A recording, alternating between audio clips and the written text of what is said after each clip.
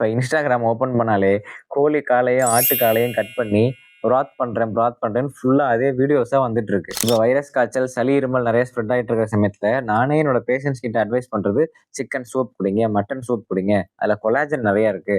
Sodium potassium மட்டும் இல்லாமல் calcium மெக்னீசியமும் நிறையா இருக்கு.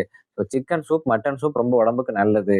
இவங்களும் அதே தான் செய்கிறாங்க. இன்னும் கொஞ்சம் அட்வான்ஸாக போய் அதை அப்படியே ஸ்லோ குக்கிங் பண்ணுறாங்க. அது ரொம்ப ரொம்ப நல்லது. அதுக்கப்புறம் ஒரு வேலை பண்றாங்க பாருங்க. 5 நாளைக்கு போய் ஃப்ரீசர்ல வச்சு, அத திரும்ப எடுத்து எடுத்து சூடு பண்ணி சாப்பிடுறது வந்து என்னால அக்செப்ட் பண்ணிக்கவே முடியல.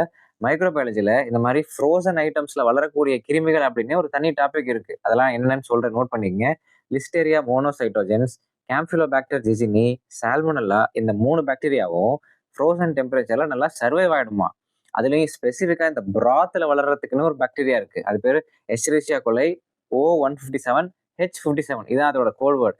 இதுல ஏதாவது ஒண்ணு உள்ள வந்துருச்சுன்னா கூட லூஸ் மோஷன் நிக்காம போகும். கண்ட்ரோலே பண்ண முடியாது. தாங்க மாட்டீங்க.